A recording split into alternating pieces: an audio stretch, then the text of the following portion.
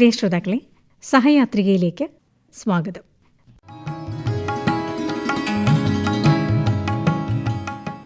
ഇന്നാദ്യം ഒരു ചെറുകഥയാണ്. എഴുതി അവതരിപ്പിക്കുന്നത് ആശാജി തങ്കപ്പൻ. എഗ്രിമെന്റ്. അന്ന് വിജയവാഡയിലെ കാറ്റിന് നല്ല ചൂടുണ്ടായിരുന്നു. എന്നാൽ അതിലും ചൂടുള്ള ഒരു ഹൃദയവും കൊണ്ടാണ് അയാൾ നടന്നത്. തൻ്റെ മകളെപ്പറ്റി ചിന്തിക്കുമ്പോൾ അയാളുടെ നെഞ്ചിലെ ചൂടിൻ്റെ കാഠിന്യം കൂടി വന്നുകൊണ്ടിരുന്നു. ആ ഹൃദയത്തിനുടമ വെങ്കിട്ടറാം. വിജയവാഡയിലെ കുറേ തുണിമില്ലുകളുടെയും എസ്റ്റേറ്റുകളുടെയും വിദേശത്ത് ബിസിനസ് സ്ഥാപനങ്ങളുടെയും ഉടമ കൂടിയായിരുന്ന അദ്ദേഹത്തിൻ്റെ ഒരേയൊരു മകളാണ് റാണി. അതിസമ്പന്നതയിൽ വളർന്ന അവൾ അഹങ്കാരത്തിൻ്റെ ആൾരൂപമായിരുന്നു. ഭാര്യയെയും മകളെയും ജീവനേക്കാൾ സ്നേഹിച്ചിരുന്ന വെങ്കിട്ടറാമിന് ഒരു അപകടത്തിൽ തൻ്റെ ഭാര്യയെ നഷ്ടമായി. അന്ന് റാണിക്ക് 7 വയസ്സ്. ഭാര്യയുടെ മരണത്തിന് ശേഷം പുറത്തിറങ്ങിയാൽ തൻ്റെ മകൾക്കും എന്തെങ്കിലും അപകടം സംഭവിക്കുമോ എന്ന ഭയം അയാളിൽ കൂടി വന്നു. അതുകൊണ്ട് മകളെ ഒന്നിനും പുറത്തിറക്കാതെ അവരുടെ ആ വലിയ ബംഗ്ലാവിൽ തന്നെ എല്ലാ സുഖസൗകര്യങ്ങളോടും കൂടി വളർത്തി. വിദ്യാഭ്യാസത്തിനായി പ്രത്യേകം അധ്യാപകരെ പുറത്തുനിന്നും വരുത്തി ക്ലാസുകൾ എടുത്തു കൊടുക്കാൻ അവസരമുണ്ടാക്കി.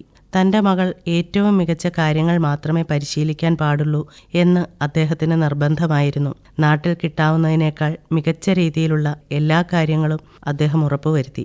വിവിധ ദേശങ്ങളിൽ നിന്നുള്ള രുചികരമായ ഭക്ഷണങ്ങൾക്കായി അവരുടെ പാചകപ്പുര ഒരുങ്ങിയിരുന്നു. വിവിധ ഭാഷകൾ, സംസ്കാരങ്ങൾ, ഓരോ രാജ്യങ്ങളുടെ രീതികൾ, പലതരത്തിലുള്ള വിനോദ ഉപാധികളെല്ലാം തന്നെ റാണി സ്വായത്തമാക്കി. അവൾക്കൊരു വലിയ മുറി ഉണ്ടായിരുന്നു. വലിയ സ്ക്രീനിൽ ആകാശത്തിന് ചുവടെയുള്ള എല്ലാ കാഴ്ചകളും കാണാൻ ഒരു റിമോട്ടും. എല്ലാ കാര്യങ്ങളും വളരെ വേഗത്തിൽ പഠിച്ചെടുക്കാനുള്ള കഴിവും അവൾക്കുണ്ടായിരുന്നു.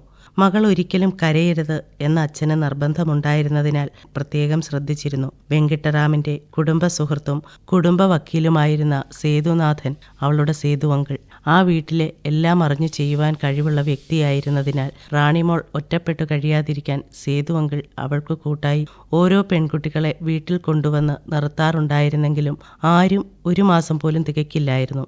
കാരണം റാണി എല്ലാവരോടും വഴക്കുണ്ടാക്കുമായിരുന്നു.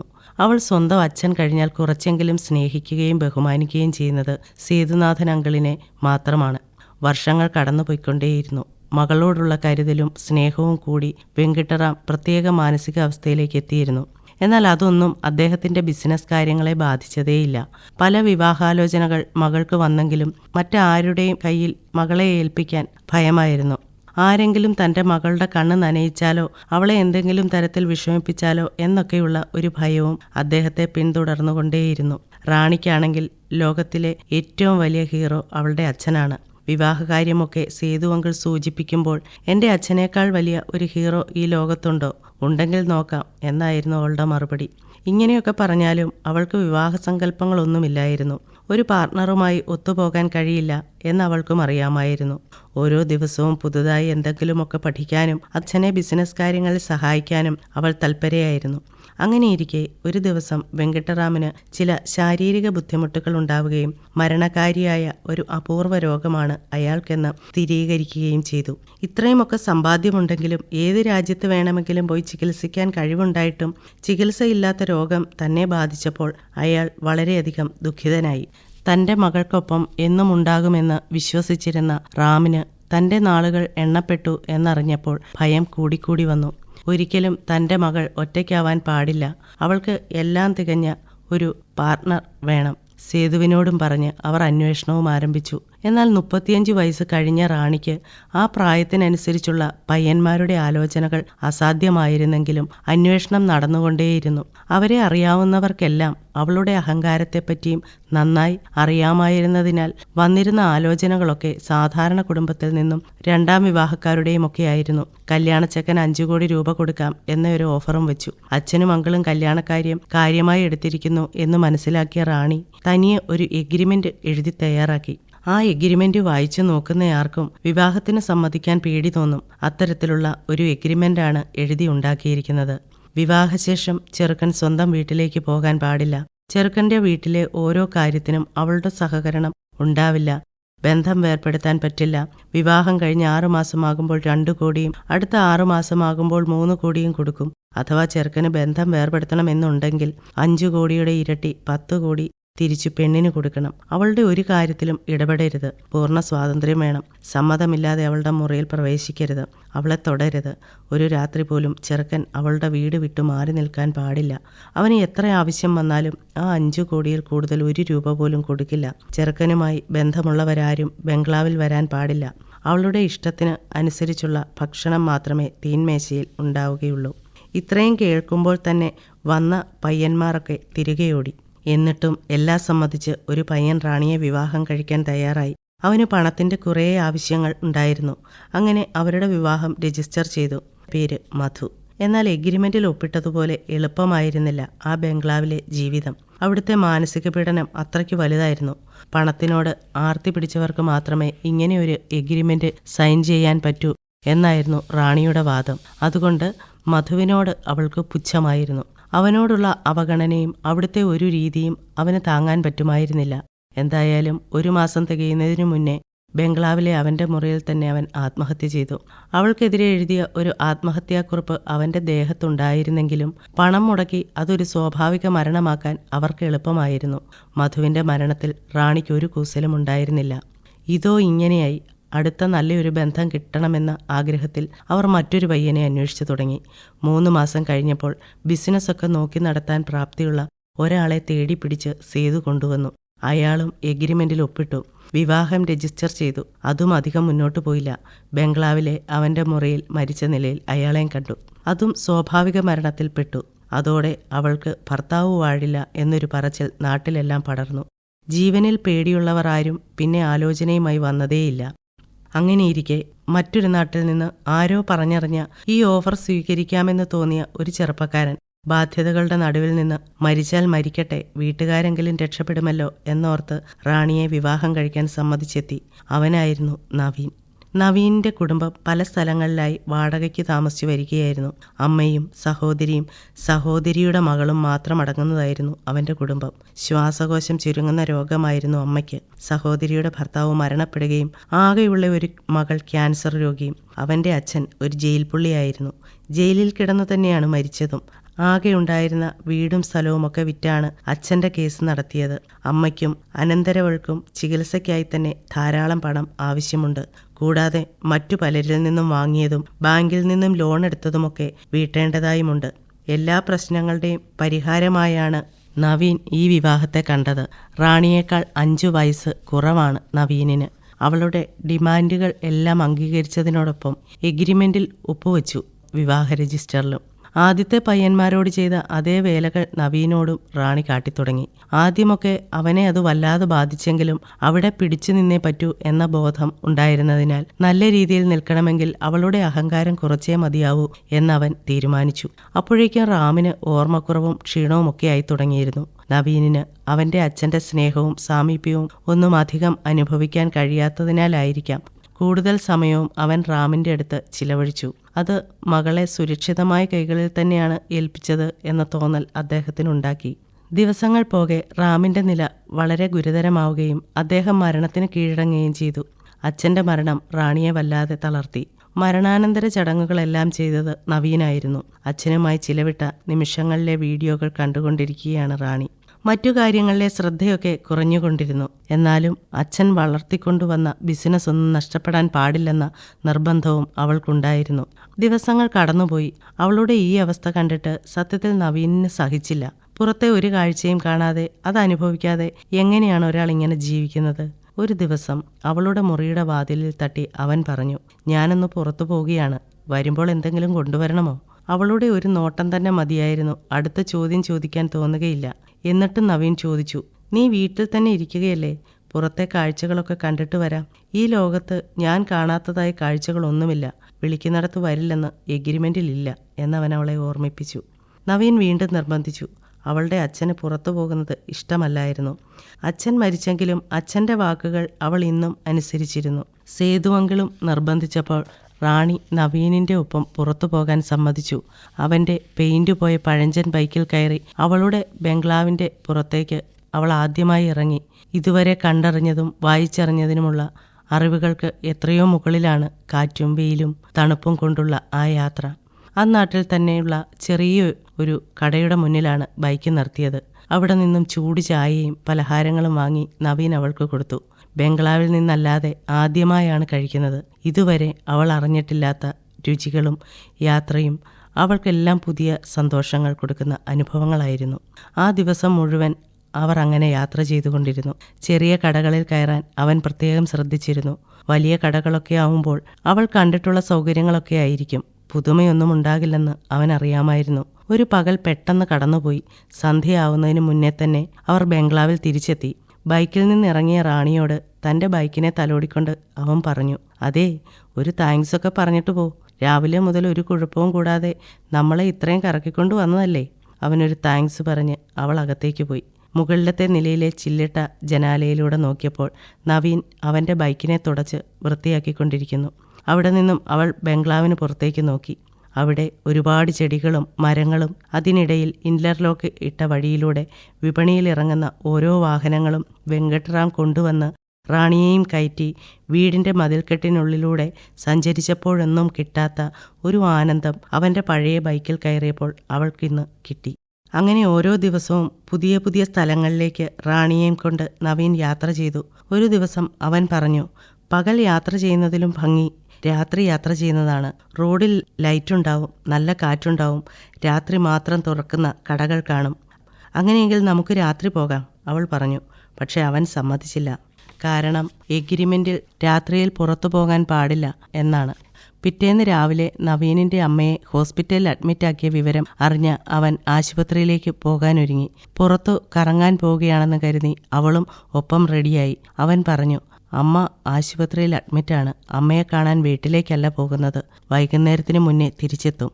എന്തായാലും ഒരുങ്ങിയതല്ലേ, ഞാനും കൂടി വരാമെന്ന് അവൾ പറഞ്ഞെങ്കിലും നവീൻ അവളെ തടഞ്ഞു. വീട്ടുകാരുമായി സഹകരിക്കില്ലെന്ന് എഗ്രിമെൻറ്റിലുണ്ട്, അതുകൊണ്ട് വരേണ്ടെന്ന് അവൻ തീർത്തു പറഞ്ഞു. ഒരു പകൽ മുഴുവൻ ഒറ്റയ്ക്ക് ആ ബംഗ്ലാവിൽ ചിലവഴിച്ച അവൾക്ക് വല്ലാത്ത ഒറ്റപ്പെടലായിരുന്നു. ദിവസം തീരാത്തതുപോലെ തോന്നി. ഒറ്റപ്പെടലും വിരസതയും അവളെ വല്ലാതെ ബാധിച്ചു. അവൻ വരുന്നുണ്ടോ എന്ന് കൂടെ കൂടെ അവൾ ജനാലയിലൂടെ നോക്കിക്കൊണ്ടിരുന്നു. ഇടയ്ക്ക് തൻ്റെ മുറിയിലെ വലിയ സ്ക്രീനിലെ ഓരോ കാഴ്ചകളും മാറ്റി മാറ്റി ഇട്ടെങ്കിലും അവൾക്കതൊന്നും ആസ്വദിക്കാൻ കഴിഞ്ഞില്ല. സന്ധ്യയാവുന്നതിനു മുന്നേ അവൻ ബംഗ്ലാവിലെത്തി. ബൈക്കിൻ്റെ ശബ്ദം ദൂരെ നിന്ന് കേട്ടപ്പോൾ തന്നെ ഭർത്താവിൻ്റെ അടുത്തേക്ക് പാഞ്ഞെത്തുന്ന ഭാര്യയെപ്പോലെയോ വർഷങ്ങൾ കൂടി ഒരു സുഹൃത്തിനെ കാണുന്ന പോലെയോ അവൾ മാറിക്കഴിഞ്ഞിരുന്നു. നവീൻ കൂടെയില്ലാതെ റാണിക്ക് കുറച്ച് സമയം പോലും ചിലവഴിക്കാൻ കഴിയാതെയായി. പിറ്റേന്ന് അവൻ ആശുപത്രിയിലേക്ക് പോകാൻ ഇറങ്ങിയപ്പോൾ അവളും കൂടെ ഇറങ്ങി. അപ്പോഴുള്ള അവൻ്റെ നോട്ടത്തിൽ നിന്നും കാര്യം മനസ്സിലാക്കിയ അവൾ ആ എഗ്രിമെൻ്റ് എടുത്തുകൊണ്ടുവന്ന് അതിൽ ചിലത് വെട്ടിക്കളഞ്ഞു. ചെറുപുഞ്ചിരിയോടെ ഇരുവരും ബൈക്കിൽ ആശുപത്രിയിലെത്തിയപ്പോൾ അവൾ കണ്ട കാഴ്ച ഭയാനകമായിരുന്നു. സൗകര്യങ്ങൾ തീരെയില്ലാത്ത ആശുപത്രി. അമ്മയുടെ രൂപം കണ്ടപ്പോൾ തന്നെ അവളുടെ മനസ്സ് അസ്വസ്ഥമായി. ക്ഷീണിച്ച് അസ്ഥികൂടം പോലെ കട്ടിലിൽ ചുരണ്ട് കിടക്കുന്ന ഒരു രൂപം. അതേ ആശുപത്രിയിലെ ക്യാൻസർ വാർഡിൽ അവൻ്റെ സഹോദരി നീലിമയുടെ മകൾ അപർണയെ അഡ്മിറ്റാക്കിയിരിക്കുന്നു. ആ കുട്ടിയുടെ രൂപം അവളെ കൂടുതൽ വിഷമത്തിലാക്കി. കാരണം കീമോയ്ക്കു ശേഷം ഉള്ള കുട്ടിയുടെ മുടിയില്ലാത്തതും ക്ഷീണിച്ചതുമായ ശരീരം കണ്ടപ്പോൾ റാണിക്ക് അവളുടെ അച്ഛൻ്റെ അവസാന നാളുകളാണ് ഓർമ്മ വന്നത്. നവീനിൻ്റെ സഹോദരി നീലിമയും ആശുപത്രിയിലെ അലച്ചിൽ കൊണ്ട് വളരെ ക്ഷീണിതയായിരുന്നു. ആ തിരക്കിനിടയിലും അവൻ അവളെ വേണ്ട രീതിയിൽ പരിഗണിച്ചിരുന്നു. അവിടെ നിന്നും ഇറങ്ങിയ അവർ പോയത് ബീച്ചിലേക്ക് ആയിരുന്നു. അവൾക്ക് അതൊക്കെ ആദ്യത്തെ അനുഭവമായിരുന്നു. കടലമ്മ കള്ളി എന്നെഴുതി അത് തിരമാലകൾ വന്ന് മായ്ക്കുന്നതൊക്കെ അവൾ നന്നായി ആസ്വദിച്ചു. വെള്ളത്തിലിറങ്ങാൻ മടിച്ചു നിന്ന അവൻ വെള്ളത്തിലിറങ്ങുന്നത് കണ്ട് അവൻ്റെ കയ്യിൽ പിടിച്ച് കാൽ നനയ്ക്കാൻ ഇറങ്ങി. സൂര്യൻ അസ്തമിച്ച് തുടങ്ങുന്നതിൻ്റെ ഒരുക്കത്തിലായിരുന്നു. തിരമാല അവരുടെ കാലുകളെ തലോടിക്കൊണ്ടിരുന്നു. സമയം വൈകുന്നത് കണ്ട് പോകാൻ തയ്യാറായ അവനോട് അവൾ പറഞ്ഞു, ആ എഗ്രിമെൻറ്റിൽ ചിലതൊക്കെ ഞാൻ വെട്ടിയിട്ടുണ്ട്, വൈകിയാലും കുഴപ്പമില്ല. അവൻ ചെറുപുഞ്ചിരിയോടെ അവളെ നോക്കി. തിര എണ്ണുന്നതിനിടയിൽ മസാലയിട്ട് വറുത്ത ചൂട് കടല വാങ്ങി നൽകി. അപ്പോഴേക്കും സമയം സന്ധ്യ കഴിഞ്ഞു. ആ സമയം കടൽ വളരെ സുന്ദരിയായിരുന്നു. ആ കടൽ തീരത്ത് അവർ കുറച്ചധിക സമയം ചിലവഴിച്ചു. പരസ്പരം സംസാരിച്ചു. ഈ കാഴ്ചകളൊക്കെ ആദ്യമായാണ് താൻ കാണുന്നതെന്ന് പറഞ്ഞപ്പോൾ അവൻ പറഞ്ഞു, അതിന് ഇയാൾ കാണേണ്ട കാഴ്ചകളൊന്നും തന്നെ കണ്ടിട്ടില്ലല്ലോ. തിരിച്ചു പോകുന്ന സമയം രാത്രിയായി. ഭക്ഷണവും കഴിച്ച് രാത്രി കാഴ്ചകളുടെ ഭംഗിയും ആസ്വദിച്ച് ബംഗ്ലാവിലേക്ക് തിരിച്ചെത്തിയ ഉടനെ തന്നെ സേതു അങ്കിളിനെ വിളിച്ച് നവീനിൻ്റെ അമ്മയ്ക്കും അപർണയ്ക്കും ഏറ്റവും നല്ല ചികിത്സ കിട്ടുവാനുള്ള എല്ലാ ഏർപ്പാടുകളും ചെയ്യണമെന്ന് അവൾ ആവശ്യപ്പെട്ടു. പിറ്റേന്ന് രാവിലെ അവൾ ഒരു കവർ അവന് നൽകി. കവർ തുറന്നു നോക്കിയപ്പോൾ അതിൽ ഒപ്പിട്ട കുറേ ചെക്ക് ലീഫുകൾ. ഇതെന്താണെന്ന ചോദ്യത്തിൻ്റെ ഉത്തരം ആവശ്യമുള്ള പണം എഴുതിയെടുക്കാമെന്നായിരുന്നു. അത് വാങ്ങാൻ അവൻ തയ്യാറായിരുന്നില്ല. എഗ്രിമെൻറ്റിൽ പറയുന്നത് പോലെ തന്നെ മതി എന്നവൻ പറഞ്ഞു. എന്നാൽ ആ എഗ്രിമെൻറ്റ് വെട്ടി എന്നായിരുന്നു അവളുടെ മറുപടി. അവൻ ആഗ്രഹിച്ചതുപോലെ തന്നെ അമ്മയുടെ ചികിത്സയും അപർണയുടെ ഓപ്പറേഷനും എല്ലാം നടത്താൻ പറ്റി. കടങ്ങൾ വീട്ടി നല്ലൊരു വീട് വാങ്ങി. അമ്മയും നീലിമയും അപർണയും ഇപ്പോൾ പുതിയ വീട്ടിലാണ് താമസം. അവരുടെ വീടിന് കുറച്ചകലെയായി കുത്തുമല എന്നു പേരുള്ള ഒരു മലയുണ്ടായിരുന്നു. സാഹസിക സഞ്ചാരികളൊക്കെ വന്നു പോവാറുണ്ടായിരുന്ന ആ മല കുത്തനെയുള്ള കയറ്റവും വീശിയടിക്കുന്ന കാറ്റും പലതരത്തിലുള്ള കാട്ടുപൂക്കൾ കൊണ്ട് നിറഞ്ഞതും കൊച്ചു കൊച്ചു വെള്ളച്ചാട്ടങ്ങൾ കൊണ്ടും പല വലിപ്പത്തിലുള്ള പാറകൾ കൊണ്ടും യാത്രികർക്ക് വ്യത്യസ്ത അനുഭവങ്ങൾ സമ്മാനിച്ചിരുന്നു. അവിടേക്ക് ഒരു ദിവസം റാണിയേയും കൊണ്ട് നവീനെത്തി. കുറേ ദൂരം ബൈക്ക് ചെല്ലുമെങ്കിലും കുറച്ചുകൂടി നടന്നെങ്കിലേ മലയുടെ മുകളിലെത്തുകയുള്ളൂ. നടക്കാൻ തുടങ്ങുമ്പോൾ അവൾ അതുപോലെ ഉള്ള വഴികളിലൂടെ നടന്നു പരിചയമില്ലാത്തതുകൊണ്ട് വീഴാൻ തുടങ്ങി. നടക്കാൻ പ്രയാസമാണെന്ന് മനസ്സിലാക്കിയ അവൻ അവളുടെ കൈപിടിച്ച് നടത്തി മുകളിലെത്തിച്ചു. അവിടുത്തെ കാഴ്ചകൾ അവളെ അത്ഭുതപ്പെടുത്തി. ഇതൊന്നും താൻ കണ്ടിട്ടില്ലെന്ന് പറഞ്ഞു. കുത്തുമലയിൽ കുറേ വർഷങ്ങളായി ഒരു കടയുണ്ട്. മിഠായികളും ചെറുകടികളും ചായയുമൊക്കെയായി ഒരു ചെറിയ കട. ആ കടയിൽ നിന്ന് കട്ടൻ കാപ്പിയും മിഠായിയുമൊക്കെ അവൻ അവൾക്ക് വാങ്ങി നൽകി. അവൻ പറഞ്ഞു, അല്ലെങ്കിലും ഇയാൾ എന്ത് കാഴ്ചയാണ് കണ്ടിട്ടുള്ളത്? കാണേണ്ടതൊന്നും കണ്ടിട്ടില്ല.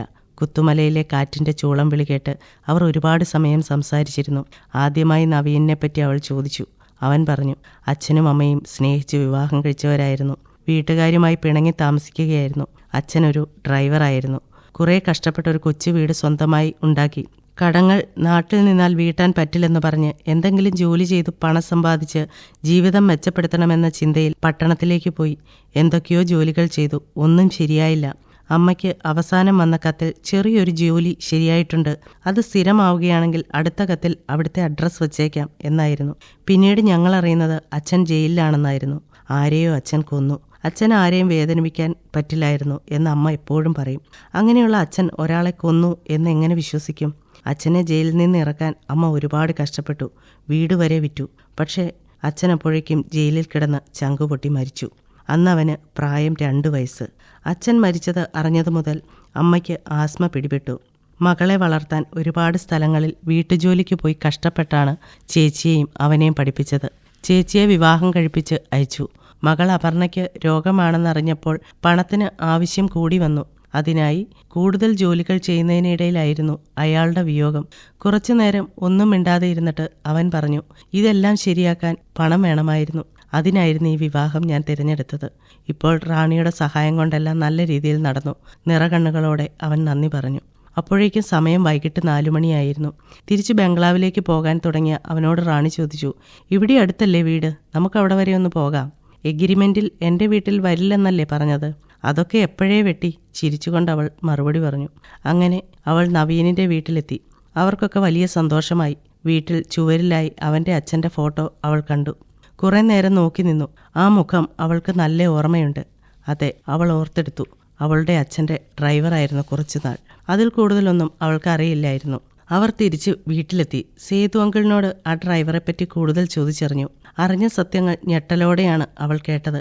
അച്ഛൻ ചെയ്ത കൊലപാതകം ഡ്രൈവറെ കൊണ്ട് ഏറ്റെടുപ്പിച്ചതാണെന്നും എത്രയും പെട്ടെന്ന് ജയിലിൽ നിന്ന് ഇറക്കാനുള്ള ഏർപ്പാടുകൾ ചെയ്തു കൊള്ളാമെന്നും അയാളുടെ കുടുംബത്തിന് ഒരു കുറവും വരാതെ നോക്കിക്കൊള്ളാമെന്നും റാം അയാൾക്ക് ഉറപ്പ് കൊടുത്തിരുന്നു. പക്ഷേ ജയിലിലായ അയാളെ പിന്നീട് റാം തിരിഞ്ഞു നോക്കിയതേയില്ല.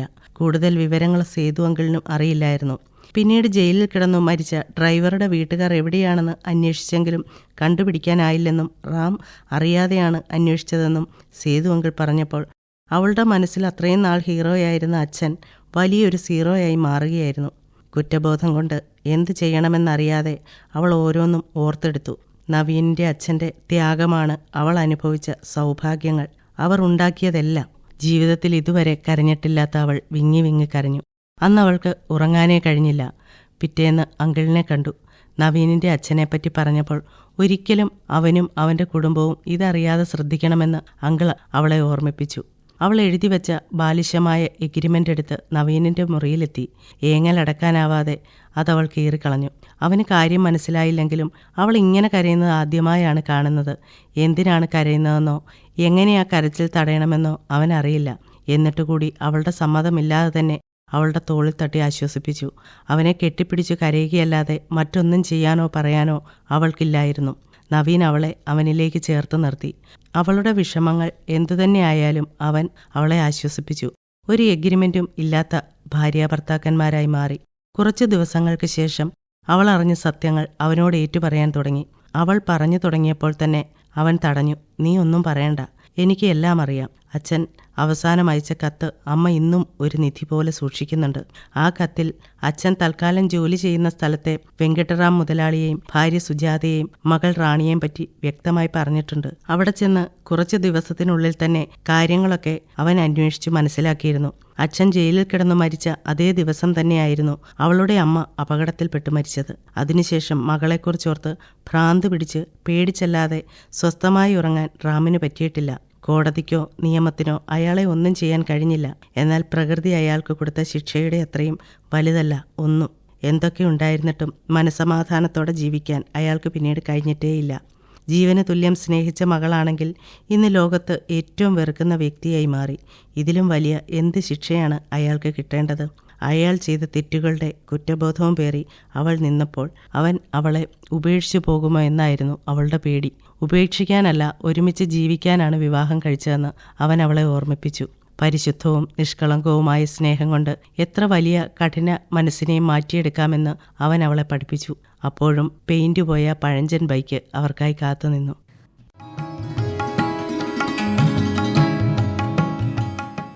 നിങ്ങൾ കേട്ടത് എഗ്രിമെന്റ്. ആശാ ജി തങ്കപ്പൻ എഴുതി അവതരിപ്പിച്ച കഥ. ഇനിയൊരു ഗാനം കേൾക്കാം. ആർ വീണ പാടിയത്. ഗാനരചന OV ഉഷ, സംഗീതം മുട്ടറ BN രവീന്ദ്രൻ.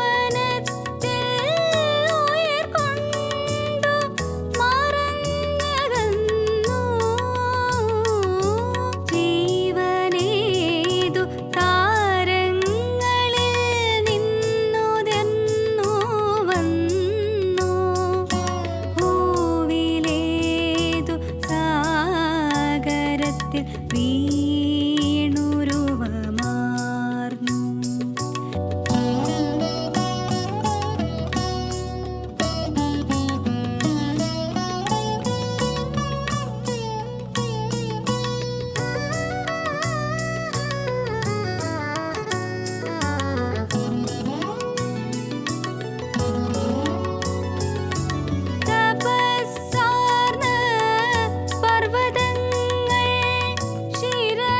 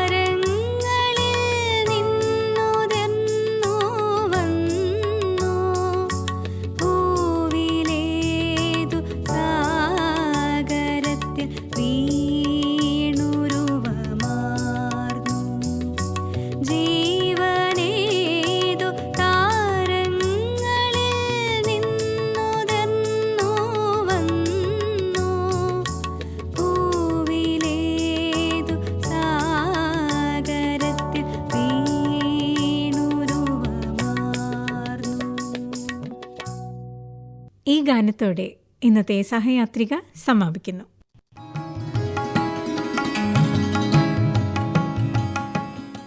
നിർവഹണം ലൗലി, സഹായം KV ലീല. സഹയാത്രിക